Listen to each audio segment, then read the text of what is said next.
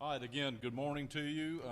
Thank you, not only the media, but also our citizens from Beaufort County for attending a Q&A. I don't normally call them press conferences because that would entail maybe us giving you a volume of news that you don't currently have.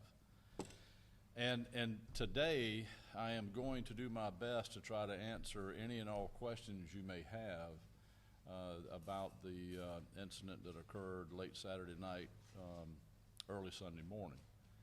But let me just go back and just kind of give you a little bit of overlay as to where we're at now and how we got to where we're at. So Saturday night, Sunday morning, there was a shooting at Willie's Bar and Grill on Martin Luther King Boulevard and intersection of US 21. I got the call about 1:25. I arrived on scene about 2:30, 2:15, 2:30, and I was able at that time to walk the crime scene with Master Sergeant Duncan, who's the case officer on this case, to get a feel of exactly what we are going to be investigating over a period of time. You know, I've been to many crime scenes in my career. This, unlike others, we had an event at this particular nightclub, bar, restaurant, and reported to us was 500, 600, possibly 700 people attended this event. Everyone was socializing. Everyone was having a good time. I know that there was an event that was within that day or days leading up to Saturday night, Sunday morning, some type of class of 2000 homecoming after party. And I know that the flyer that was sent out had October the 10th. As the date that was for the event, but here we are into Saturday night, Sunday morning, and we had a lot of folks just socializing, having a good time, spending time with friends and family members at an event that could be connected to a homecoming event for a class of 2000, 25 years ago. During that event and closer to closing time, because I think the owner indicated that he was about to give everyone notification that they would be closing, kind of a last call type thing that you would find in those type of settings, shots rang out, multiple shots. And as a result of those gunshots, 20 people were shot. 4 were killed. 4 were critical, and the others that received injuries were either transported by EMS or found independent rides or drove themselves to Beaufort Hospital and area hospitals.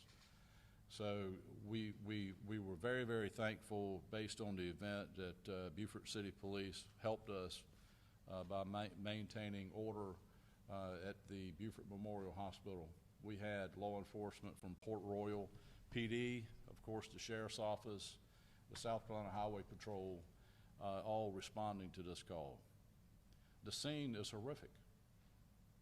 And, you know, those type scenes in a parking lot in an area that is well known to all of us in Beaufort County, and just down the road from Penn Center, where 4 bodies, 4 souls had been lost to senseless gunfire. And crime scenes don't get better. It takes a long time, and I know that a lot of the victims' families were there, and they stayed with us at the scene until we completed our work there. That actually it was in the morning hours of Sunday when we were able to complete our job on scene. Several shell casings were collected. There was a lot of evidence that was collected at the crime scene. The crime scene unit did a wonderful job of processing that scene in a timely fashion. Even though I know a lot of people that aren't used to going to crime scenes or working in law enforcement, a lot of folks don't understand at times how methodical and how meticulous you have to be in working a scene like that, especially when you've had, where there were so many people attending this function. We have 4 lost souls, and we have multiple shell casings throughout. What other evidence that was being collected? And we try to do those things in a timely fashion, but unfortunately we have to be, again, methodical in the process that we have. When that scene was cleared early Sunday morning and the evidence was collected, then of course not only then, but prior to that, we had investigators and sheriff's deputies that were interviewing anyone and everyone that could possibly have information related to this particular incident. You know, these type of gatherings, I'm asked several times, and I've been asked over the past several days, Sheriff, are we safe? Are we safe in our community? Are there suspects afoot? Are there suspects that have not been arrested and in custody and charged with these horrific crimes? And it's a difficult answer to give, because we know, based on the unfolding of the event on Saturday night, Sunday morning, with a large crowd of folks, we know that there were 2, possibly 3 within this crowd that had an ongoing feud with each other. And as a result of this ongoing feud, this disagreement, this inability to communicate like we're doing now, they resorted to pulling guns and exchanging gunfire. And as a result of that, 20 people were injured. 4 lost their lives, and we have several that are still trying their best to recover from gunshot wounds that were sprayed in a crowd but intended for a particular person. The unfortunate thing is that when that many shots are fired in a crowd of a volume of people that we had, multiple people get injured. Multiple people died, multiple people were injured, and they're still recovering from their injuries. So this crime scene just continues. It continues today. Even though we are not at Willie's Bar and Grill, we are still investigating a lot of evidence that is incoming to the sheriff's office. On Sunday afternoon, several hours after I left the crime scene on St. Helena, I had a meeting at our law enforcement center on Ribault with the U.S. Attorney's Office, Alcohol, Tobacco, and Firearms, the Federal Bureau of Investigation, our investigators, our legal team, and others to put a game plan together and to focus on what happened leading up to, during, and after the shooting at Willie's Bar and Grill. That is an ongoing process. We have evidence that's being processed today at not only the forensics lab, our lab in Beaufort County. We're getting assistance from the Federal Bureau of Investigation. I've had conversations with Mark Keel, the chief of SLED. We have evidence going to SLED today at 1 o'clock that are for firearms analysis, because one of the things that we don't do in Beaufort County is we don't do any kind of firearm analysis work. So all of that's being done. Mark Keel has been very, very helpful and making sure that the lab makes it a priority on the evidence that we deliver today. We have some firearms that are going to SLED. We have projectiles from the victims, and we have shell casings from the scene. So they'll spend their time here over the next days, possibly into the next week, analyzing all of that evidence that we sent to them. Not only are they analyzing evidence at the SLED lab, but again, the FBI is helping us with some video clarification. They have the technology in place to do a lot more than we are able to do with some video that has been retrieved. And then our lab here in Beaufort County is doing most of the DNA work that's required for connectivity.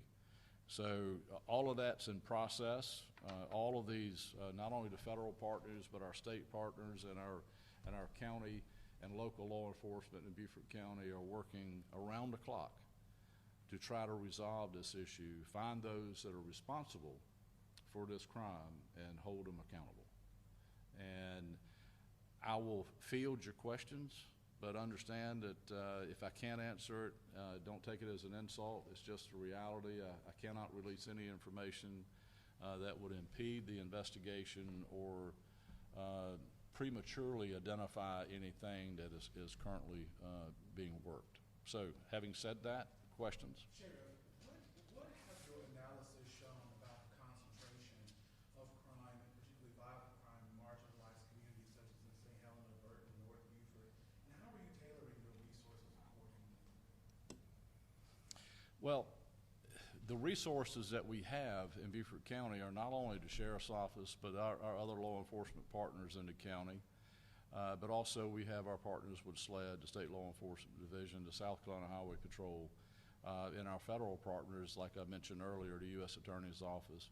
Of course, we have the FBI, that works a lot in Beaufort County with us. We have those partnerships in place, and alcohol, tobacco, and firearms, and all those are critical partners when we're looking at how we make charges, what charges are made, and what jurisdiction those charges can be prosecuted. I've had multiple conversations with Solicitor Stone over the past couple of days. Matter of fact, every day, multiple times a day since Sunday. He's prepared. He assures me today that he's prepared to handle the charges that are brought forward when arrests are made. But until we get to that point, we're crossing T's and dotting I's, because those requirements are not only in place to make an arrest, but we have to look at this case from the ground up. So the ground up is that whatever cases we make, whatever evidence that we collect, and how that evidence is contributed to different people responsible for this crime, all of that will end up in a courtroom. And what I'm not going to do is I'm not going to victimize these families a second time by not doing the job that has to be done, and it has to be methodical and it has to be meticulous. So all of those things are time sensitive, and I'm not a patient person. You can ask my staff and they'll tell you my patience is thin, and I'm demanding things to be done, and they're expediting things. But at the same time, I always hold myself back, and I understand, based on my career and the fact that I've been an investigator as well, I understand the importance of crossing T's and dotting I's. Folks, you kind of need to know we've got a problem in Beaufort County, and this problem didn't pop up Saturday night, Sunday morning. And in a lot of things, it kind of gets lost in translation. Not only, and I'm not blaming the media or anyone else, but in the past year and a half, Beaufort County Sheriff's Office has made 24 arrests on possession of machine guns. 24 in a year and a half. 6 are still in jail. 18 are out on bond. A bond that you would laugh at. And it's not funny. A bond that allows those that we have been dealing with for years, and we chase them every week, every weekend, that are out on bond for possession of a machine gun. No one should possess a machine gun. Sheriff, why do you believe that these are predominantly young African-American men? Why do you feel that they feel the need to be armed so heavily? You know, there are several key components to that. Some of this is gang connectivity. The other is not only related to the gang activity that we do have, but it's also connected to social media. A lot of this is connected to Facebook and other platforms that are used on a day-to-day basis by this age group. And it's not a race issue. This is not, and I know your question is indicated more to a particular group in Beaufort County or particular race in Beaufort County, but this is countywide, this is statewide, this is national. So we have got to do a better job of getting a better grip on the gang activity and how that not only affects Beaufort County, but affects other counties in South Carolina and throughout this country. And these young men and women honestly feel like they need to be heavily armed to protect themselves. It's not to protect themselves against law enforcement. It's to protect themselves against people that they're enemies with because of a comment that was made on Facebook, where someone has felt that they have been disrespected, and then now it's their job and their role to gain that respect. And it's their reputation that they find that's in question. So there are a lot of folks that are having different issues, not necessarily associated with Facebook, but feel like they have been offended or a criminal act has been committed against themselves, and they won't reach out to law enforcement. And I tell you, there's a lot of cases that we've worked with, some drive-by shootings and some other homicides, where investigators will go to the victim and said, all right, tell us who shot you, tell us what happened, and tell us who saw it and witnessed it, and you're gathering information. And the comment that we get is, I didn't see anything, I don't know who shot me, and don't worry about it, I'll take care of it myself. That's the kind of issues that we're dealing with. And then what leads to the next thing that we deal with is a retaliatory shooting or retaliatory incident that occurs for retaliation. So, I mean, those are the things. Now, can we do better with making sure that when we arrest people and provide the evidence to the court, such as possession of a machine gun, can we do better by setting a better bond? Sure we can. Can prosecutors, not only with the federal system but also the state system, do a better job of maybe dealing with these cases in a time? Sure, but I'm not here to point fingers at the prosecutors or the judges. The reality is it takes all of us to do better. We need to do our job. Everyone needs to do our job. Y'all are doing y'all's job by being here and taking what information I can give you and relaying this information to the general public, because it is imperative. We had 700 people at this party, and we have yet to get a witness that can tell us who the shooters are. It's ridiculous to even think of that. But the reality is that's what we're doing. So it is imperative that all of those and all of this outlet here with our media and all of our social media that we push out encourage citizens to call us. We have avenues of getting information to law enforcement. You can remain anonymous. We need the information. The more information we get, if you have videos, if you have any information that you may not think is very important, we need to analyze it, we need to vet it, because those things are everything that comes together. You have a question in the back here. Yes, sir. You mind if I look? My name is Lafayette Weber, and I'm an independent activist from Jasper County. Okay. And President Trump warned us about this the first time he ran for president. President Trump has troops on the ground in Chicago now for this same problem right here. Okay? For years, this folder is full of obituaries of our young black kids over in Jasper County, South Carolina. Mm-hmm. Why? Because we are living under a very dangerous and corrupt judicial system. This is not friction, this is facts that's been going on for over 100 years in this state. And as an activist, I have done the legwork to find out where this is coming from. And this is coming from our state elected officials and judges that's putting these kids back on the street to destroy black folks and their communities. This is not a bar problem. I ran a bar and shut it down because of the drug problem that he never mentioned, the drug problem. 99% of the murders across America is because of drugs.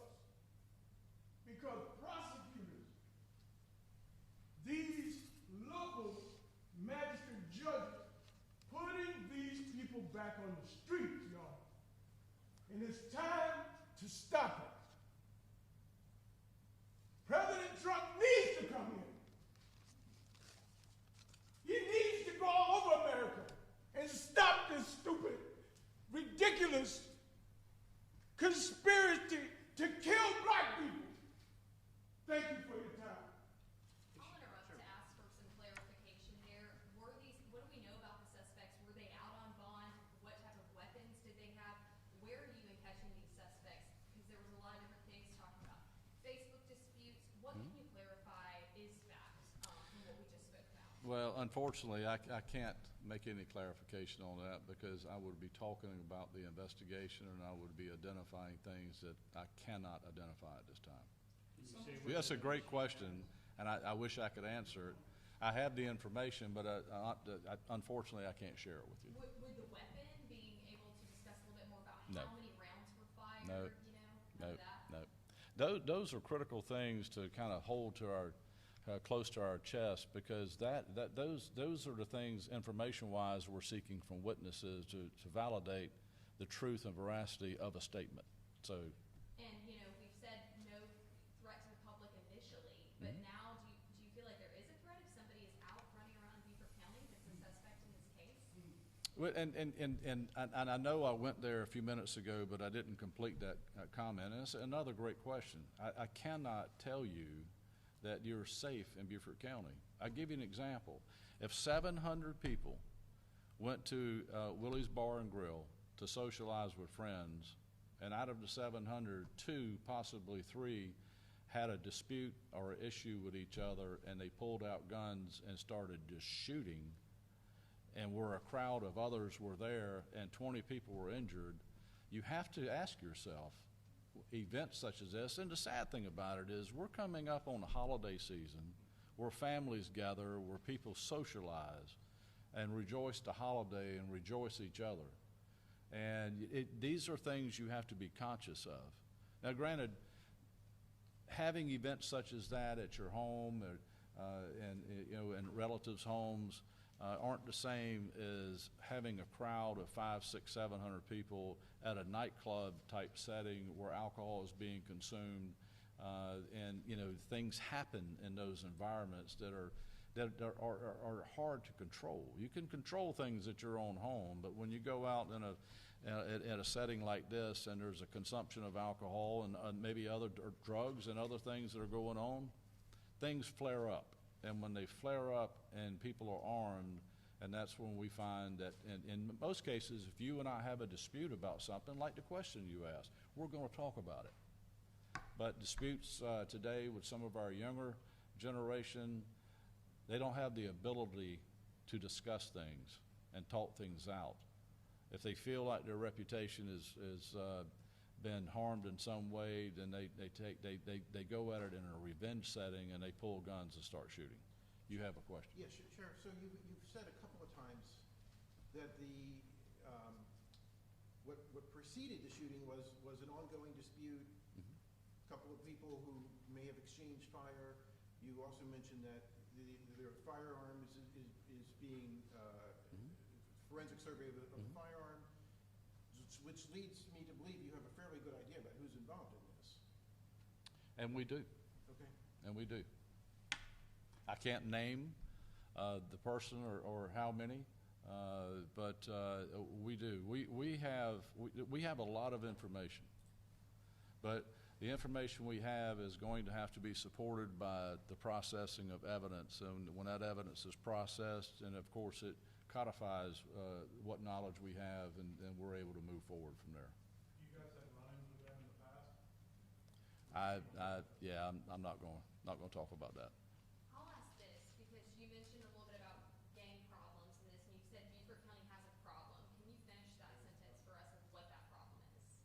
Well, the problem's been a growing trend over the years, and we've seen not only a growing trend of local gangs, and we've had local gangs for the past 20, 30 years that have never really have internally managed themselves to be a threat to the society. It was more of a street name, or when I say a street name, a local address in the community, or just a local theme. But we've seen some connectivity here over the past months of national gangs that have an impact. And we've seen some activity that suggests that we have gang activity that's connected to other states, not only that are neighboring states to us, but also states that are a good distance away. And the connectivity there is very, very concerning. Would you classify this incident as gang activity? It's yes and no. The dispute was between two, possibly three known people that know each other, that grew up in Beaufort County. So it's kind of hard to say that this was a gang incident when we know that what led up to the disagreement prior to this incident was not gang related. So it's a yes and no. I mean, it's hard to put an answer on that when I'm trying to withhold information. I know it's difficult to it would be easier for me to stand up here and just tell you everything I know, other than to dance around what I do know to try to protect this investigation. But unfortunately, that's what I have to do. Sheriff, can you define what a switch is? It is a conversion of a gun to take it from semi-automatic to fully automatic. Questions? Were those the type of guns that were believed to be used in the shooting that were sent off the sled? We know guns were used, and we have guns that are being sent to SLED, but I'm not going to go into any detail. And the forensic services need to be done, and the ballistics testing needs to be done by a lab on those to certify what that gun is. Sheriff, to the best of your knowledge, is this the deadliest shooting that you're aware of in Beaufort County in its history? As far as the number of people that were injured, yes. As far as fatalities or homicides at a particular scene, no. But this is to my knowledge, the best I can remember, and Mike, I mean, we've been in this business a long time. I don't recall where we had 20 victims of gunshot wounds at a particular incident. What is the status of some of those victims? Are they still, I know 4 were saying critical, are those still critical today? And I don't know the status. I know that I think 2 of the 4 that were critical initially are a lot better today than they were Sunday. I know that we have spoken to the majority of the victims of the 20, and some of them have very minor injuries, and there are others that are more serious and more critical. And I'm guessing are some of the injuries also have to do with there being 700 feet, so like trample injuries or pushed out away, just gunshot, or are they all gunshot injuries? No, the 20 that we've identified is gunshot victims. And the gunshots for some are of course are fragments more than anything else, but doesn't matter. You're still a victim of a gunshot. So when we're working cases, and Daniel and I had this conversation several times this morning. I mean, we're looking at a case where we have 4 homicides, 4 murders, but the other 16 is going to be assault and battery, high and aggravated nature. Because is there a reason you pursue that as opposed to attempted murder? well, and that's been my debate with, of course, not only the solicitor but also Daniel, is that, and they can go into the technical terms of transferred intent and all the other stuff that they can talk about it. I don't think it's the right time to talk about it. I think when we get closer to making charges and we make the appropriate charge, then those things can be debated or they can be questioned. But we know what our focus is, and our focus right now is to find those that are accountable for this event and charge them appropriately based on the evidence that we have to make that charge. Is there a belief that the suspects might have fled the state or the area, has there been coordination with outside agencies, maybe other states, to see if they can be found elsewhere? Yeah, that's a good question, and we have all that information. Thank you. How common are these sort of customized guns, and how accessible are these switches, and maybe how much ammunition do they actually allow you to be able to convert a weapon to? I mean, all those are great questions. You know, the switches are becoming extremely popular, and obviously, the access to these switches are easier than maybe some years ago. But ammunition, you can buy ammunition anywhere. Allow you to hold. If they have an extended magazine, then you can hold more ammunition. Yes, the capacity level increases. And are these things that can be found fairly easy? Fairly easy. You know, and a lot of guns that circulate within the county, quite frankly, are in unlocked vehicles, stolen out of glove boxes and consoles. So I mean, there's a lot of these guns that are floating around here that weren't. A lot of these guys and gals, they can go to a gun shop and buy a gun, fill out the ATF paperwork, and fill out all the other required paperwork, and have the background check and all that. They buy them on the street. They buy from each other. They trade them. I mean, there's just a process in that. But the switches are absolutely concerning. And we're just seeing more of them. Again, I go back in the last year and a half, 24 arrests, independent guns with switches that made them fully automatic. That within itself, in a year and a half in Beaufort County, raises the flag. Yes, sir. So I'm here as an advocate on one of the victims. She was my niece. Right. And I want to know if public records serve me right. Has there been an arrest made from that night at all? And is this person still in custody, or are they out in the public? No, we have not made an arrest on anyone because of the incident from Saturday night, Sunday morning. Not an arrest regarding that incident. There was no one arrested that night or the next day that went to another hospital or anything. And was it Beaufort County? Because public records show that someone was arrested. Well, we've made multiple arrests over the past several days because we've got a lot of information that's coming in that we weren't getting before this incident at Willie's Bar and Grill.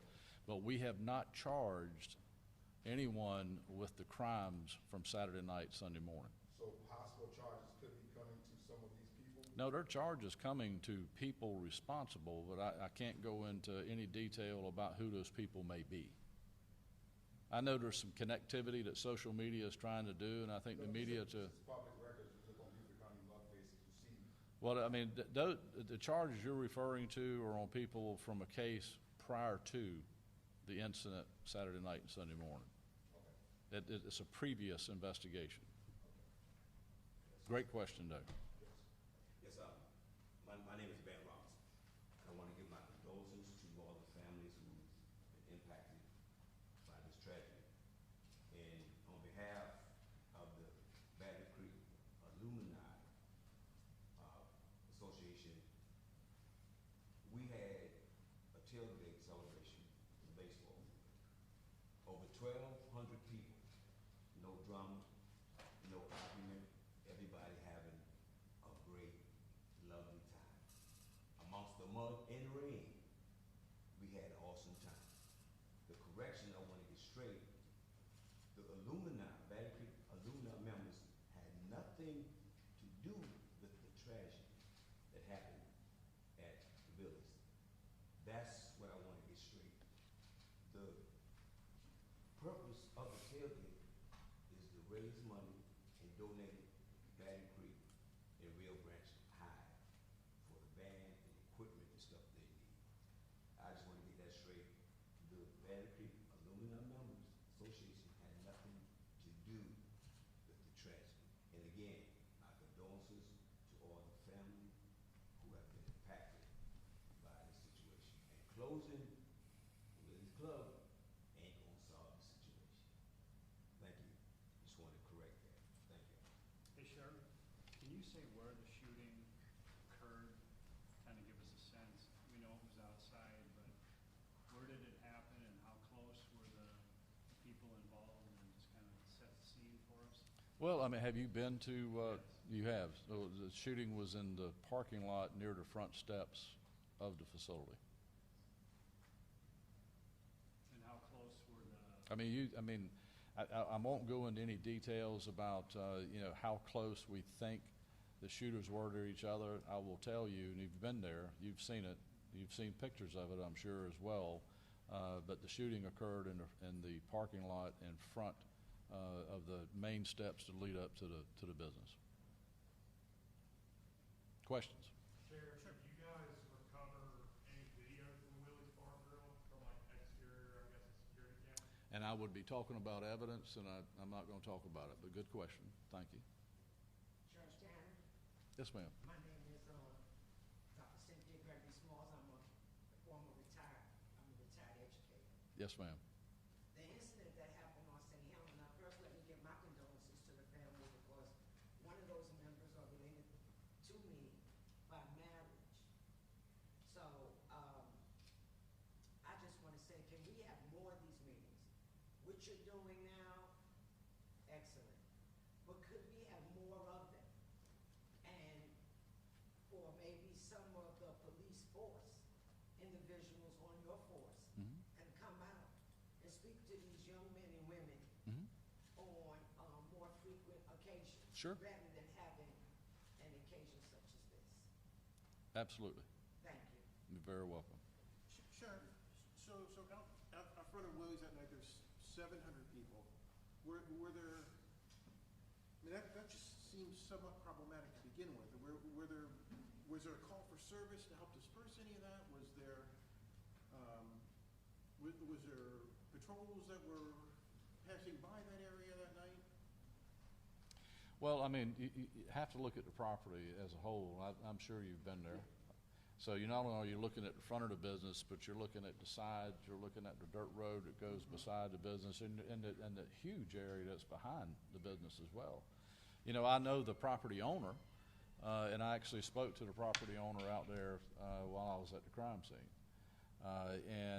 The former name of this Willie's Bar and Grill now, but of course it was the Island Bar and Grill at one point in time.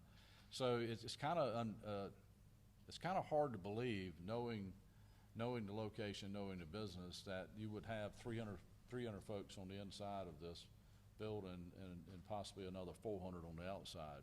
We're going on what we're told, and I know our first responders, our deputies that arrived on scene initially, because the call that came in was shots fired call.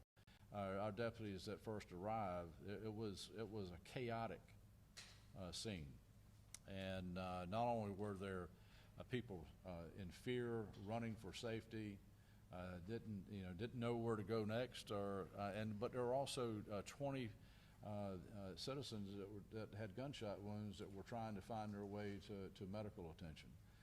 And then we had law enforcement coming in, we had EMS coming in, so it was, for the most part, the first responders that responded, and that would be our fire department, our St. Helena Fire Department was there in support of us the entire night, and provided so much needed lighting and all the other stuff that we needed. So it's hard to believe that there were 700 people there, but quite frankly, we're going on based on what we're told. So, I mean, we've heard 500, 600, 700. So we do know it was a large crowd. And nothing against that. I mean, a large crowd is not necessarily problematic in a scenario like that, but when you have a crowd that size and someone starts discharging a firearm, it's going to give. Someone's going to get injured. Were there any incidents, maybe in the 24 to 48 hours before this shooting, that may be connected with this that you guys know of? Hey, I can't respond to that. I mean, there's a lot that we know that happened before and during and after the shooting, but if I answer that question, I'll start getting into the investigation. Sure. Yes. Hey.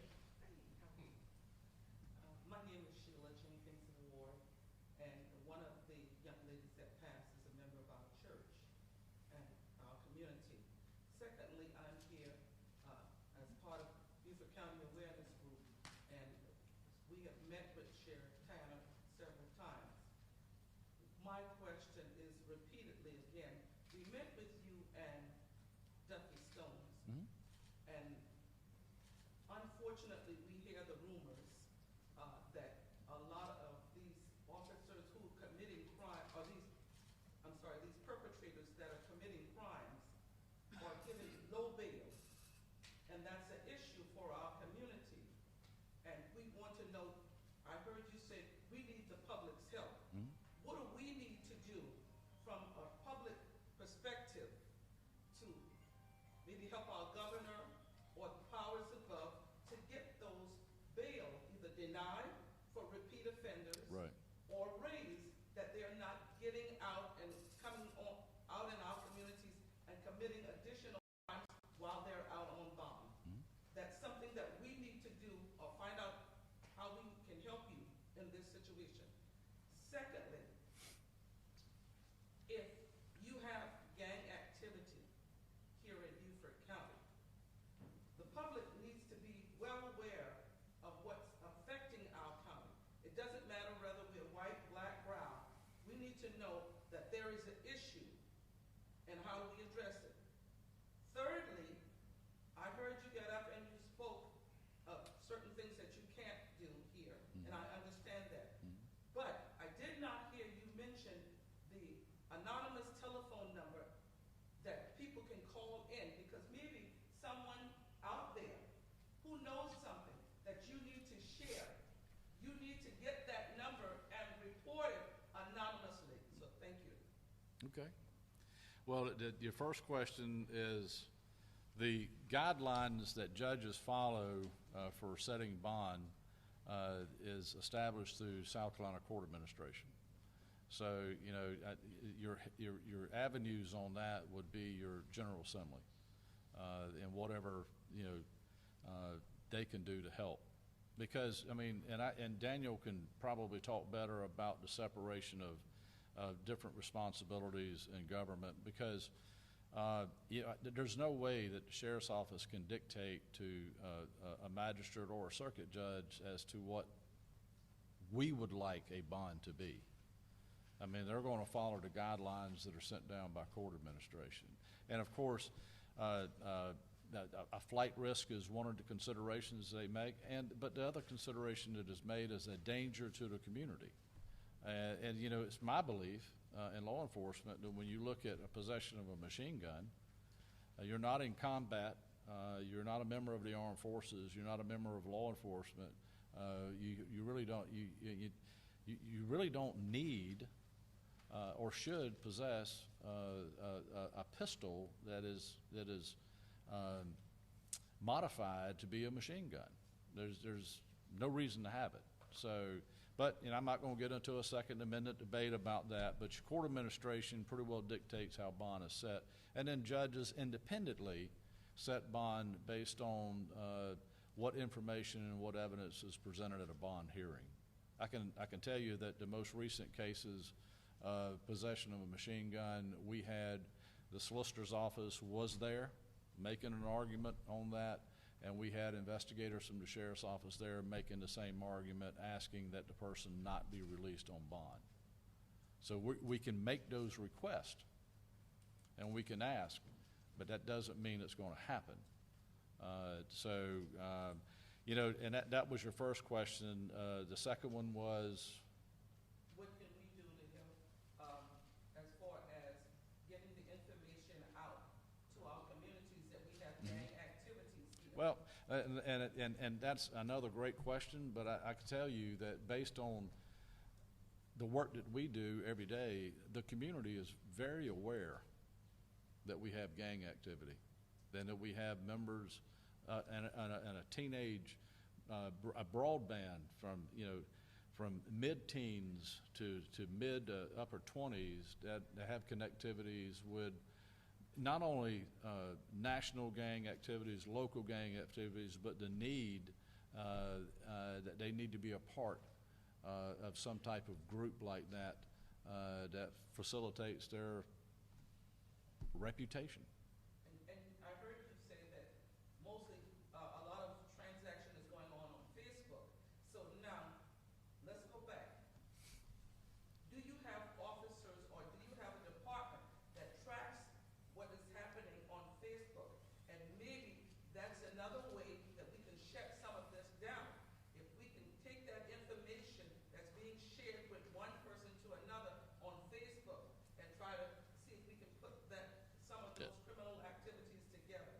Well, I mean, we have an our intel division at the sheriff's office tracks all of that. That we track social media every hour of every day. And we uncover a lot of information. But your other, and let me, and thank you, Lindsay, for giving us the mic. We have been preaching Crime Stoppers, I think, as far back as when I started my career in 1981. And Crime Stoppers is the most unused opportunity to convey information to law enforcement. We had a state Crime Stoppers program that just was underutilized to the point to where it now has branched out to counties. So we have Beaufort County has its own Crime Stoppers program, and when I tell you that if you call Crime Stoppers and give information, your identity is anonymous. I ask you, do you believe it? I do believe it. You believe it? All of you believe it? That it's anonymous, that we would not know who actually made that call or provided that information? The reality is not everyone believes that's true. Because if the government is running this program, then and there's no trust in the government, and the sheriff's office is not the government, but the reality to it is, no, we don't trust. There's other ways for you to find out. You can track our phone number. You can track our IP address. There are ways to do it. But Crime Stoppers is a great program, and can you unlock this again? And Lindsay will make sure that, and we pumped that number out quite a bit. We shared it yesterday as well, but it also is included on all of our Everbridge alerts. Can you see it? Well, I got my glasses, but they're in my pocket. Seeing and hearing all of this, what is the toll that this takes on your department? And as the men and women of this department are serving, this is a lot to process and to see people at their worst. I know that every shooting incident, takes a toll, because many of them are part of the community as well. Well, I mean, all of our deputies are part of the community. I mean, one of the requirements at the sheriff's office here that you live and work within Beaufort County. So our sheriff's deputies and our staff, our dispatchers, our civilian employees, they live throughout the community. Look, let me tell you what, we have got some unbelievable, seasoned, professional law enforcement officers in Beaufort County. They amaze me every day of their abilities to do what they do. And the reality to it is they've been in this job, they've been providing these services to Beaufort County, to the sheriff's office for many, many, many years. Now, law enforcement, they'll put things in compartments, and then they'll go back and deal with it later. So when these investigators and these law enforcement officers, when they go to a scene like at Willie's Bar and Grill, they are focused, they are professional, they deal with the situation that they're dealing with at the time. They'll think about it later, but they will deal with that. And they did a great job the other night. I see them do it day after day. So they have learned to manage all of that, and they do a superb job. And if they need help in that, then of course we provide that help. Yes, sir. So a question and somewhat of a comment. So I've lived in Beaufort County for 52 years, and here recently, all I'm seeing is a lot of development, apartments, storage places, apartments. I mean, just everything, but nothing for the youth, nothing for the kids. These kids are starting this gang activity and this violence at this age here Sure. because they're watching their parents do it. What can we do, or what can the county do? We don't have the resources and money, Right. the private citizens Right. to get anything for the kids. Our kids have to go to Hilton Head, Bluffton, Savannah, all these places, Charleston, because we have nothing here. A lot of the problem is because the youth and the kids don't have anything to do at all. So what do? They go in the yard, they see their parents doing certain things, and they pick it up. Right. Oh, yeah. I mean, when I was young, we had the go-kart park, we had the arcade, we had different things to do. It's just nothing to do for these kids. The idle time is the devil's workshop. So if you don't give them nothing to do, they're going to find something negative to do. And this problem is never going to end. So who's ever approving all these developers with all this money pulling it into Beaufort County? I know it's a retirement place and all that, but we got our youth here. So we need to try to pull together to try to get more things for them to do. Because if not, this is not going to stop. You know, I hope before you leave that you leave me your contact information, because I would love for you, and I would hope that there are members of county council and Beaufort City and council and Hilton Head and all the others that are hearing this press conference. I'd love for them to hear what you just said, and I would love to get county council to invite you to a workshop. And well, please leave your information with me before you leave, and I will give it to Alice Howard and Tab Tabernick on county council, because I agree with you. I grew up here, I'm 65, and I'm born and raised in Beaufort County, so I grew up too, and I remember 65 years ago, we had to create things for us to do because there was nothing else to do. So the county has changed, the county has grown. You're absolutely right. We need to provide more resources for our young people, and they need to be supervised. They need to be managed. But at the same time we're doing that, we need to take these out of their hands and some of the computers that we have and get them off of this and get them doing sports and other things. So there's a lot that we could do better. Very supportive. But if you leave, make sure, Lindsay, could you get? Okay, thank you. Thank you for your comments too. Yes. Sheriff, earlier you said that there are hundreds of people at this event, but that you have not had a single person identified this year. Do you get the sense that this is more of a people are fearful, or do you get the sense that there might be a trust issue with law enforcement? No, there's not a trust issue with law enforcement. The bottom line to this, with folks getting directly involved, is their fear of retaliation, period. And until we break that cycle, and breaking that cycle means that people need to go to prison and accountability needs to set in. So it's our job in law enforcement, and of course it's the solicitor's job. And the question came up earlier, if the solicitor, if he could have had his way at the bond hearing yesterday, then we would have someone still in jail. And I'm just using that as an example of the fact that we can't control, nor the solicitor can control, a bond hearing. We can make our recommendations. We were both there to do that, and we got what we got. So, yes. Well, I was leading right into my question. So yesterday's bond hearing, the gentleman gets a $10,000 bond on a possession of a machine gun charge, and a $20,000 bond on a breach of the peace. At least that's what was in the public index this morning. What's your reaction to that? Is that appropriate? Is that inappropriate? That's ridiculous. Possession of a machine gun, no bond.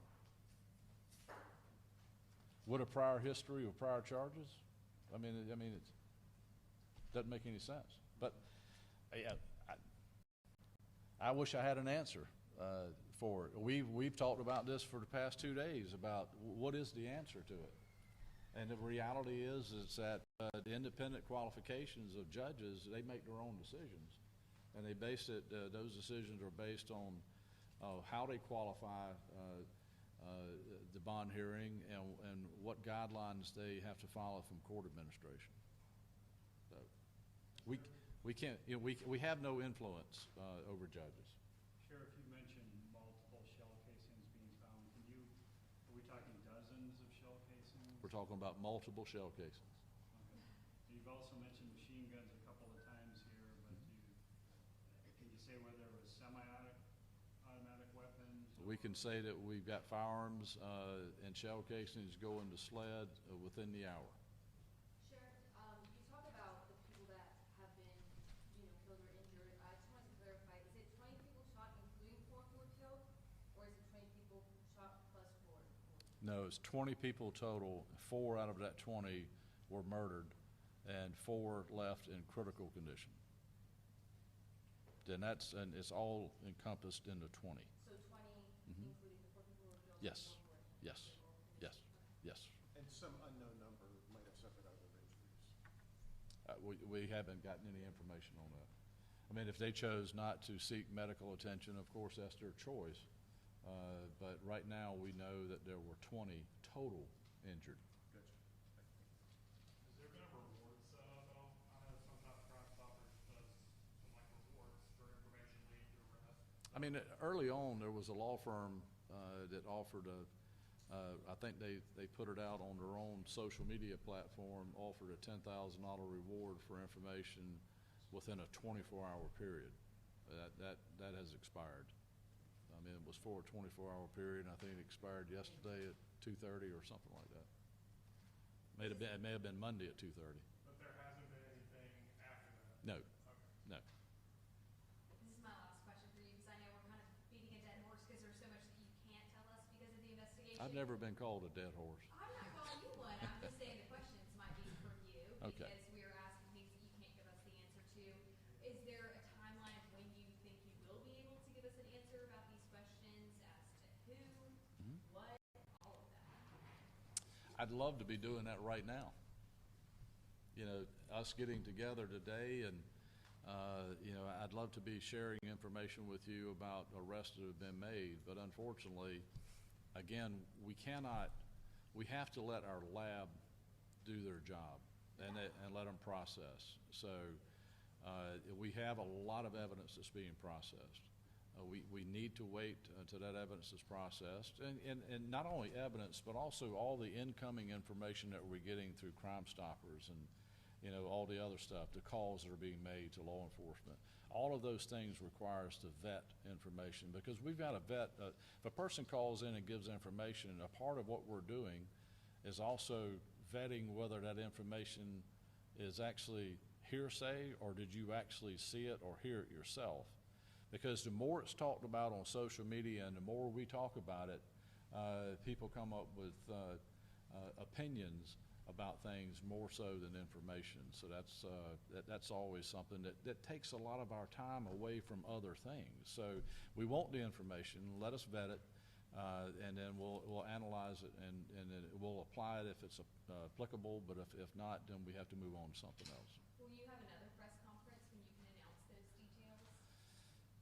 And I can tell you, based on what I know about lab processing, probably the next opportunity that I'll have to do it, where I'll actually be able to deliver information, is probably next week. Here we are, we're Wednesday. I would say I'm pretty comfortable with probably next Wednesday being able to tell a story without having to talk around it, talk directly to it. Thank you. And I will be able to answer all your questions. Thank you. Okay. Sheriff, last question, for me. But, so, I know in a lot of these cases, they kind of give like why wasn't there like an immediate media briefing, I guess, morning of the shooting, just with the basic information, and then, I guess, why now lose that? You know, we gave information. Matter of fact, we started sending out nixles. I gave Neil Baxley direction while at the crime scene to start sending out nixles. I want to say it was a little after 5 a.m., around the 5 a.m. hour. And then we sent out another one. I know Danny Allen is sitting right behind you. He's been sending out information. And a nixle goes to, and I don't remember what the numbers are, Lindsay. I know you may remember. It's about 50,000 people, and that information is also has been shared on Nextdoor, which hits over 115,000 households. And then, of course, what we do is you get the same nixle, so you get the information, and the media has been real good. I congratulate y'all. Y'all were champions of delivering information to the general public.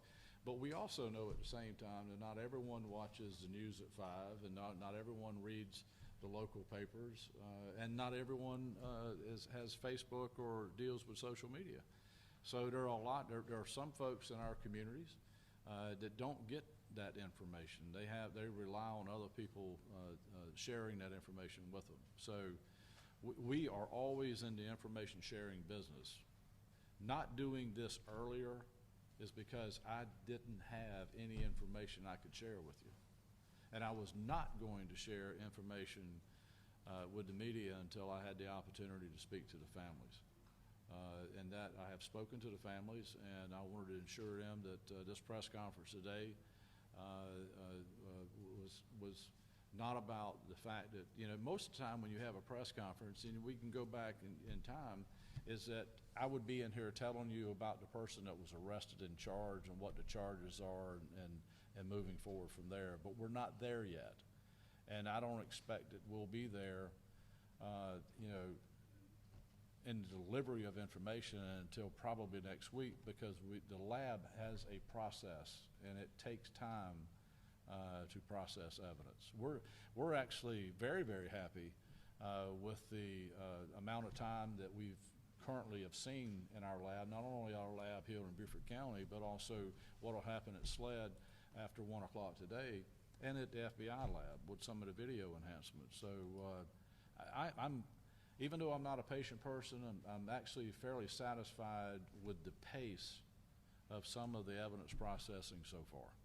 Has there any counseling been made available to the affected? Our victims advocates are working with them on that. I know Billy Graham, Danny, was it Billy Graham's reached out? Came down just to say they were available. Yep. And then we have a lot of our pastors from our churches in Beaufort County are heavily involved. Yes. Okay, yes, ma'am. Real quick technical question. Okay. You described it as an exchange of gunfire, so are we looking at multiple shooters here? I just want to be very clear about that. There are multiple shooters. I don't have a problem in saying 2 or more people were engaged in gunfire. And then also one quick technical question about SLED's forensic guns. Do they have to have the physical gun to do that analysis? I mean, there are different, and I'm not going to educate the general public on how to commit crime. I'm real guarded about that. But there are different things that are analyzed. Shell casings are analyzed, guns are analyzed, and then projectiles are analyzed and compared to shell casing and guns. So it is a well-rounded system. And then SLED is going to be doing all of that. So they've got a lot of work to do just on what we're going to deliver to them at 1 o'clock. Do they have the firearms? Well, they have the evidence that we were taking up there at 1 o'clock. Were any of the individuals that were exchanging fire, were they actually employed by Willie? I would be talking about the investigation. You talked about, or people kind of talked about the youth violence on the island. What about, can we say if these people were minors or if they were young adults? I mean, we could, but we're not. All right, well, thank you all so much.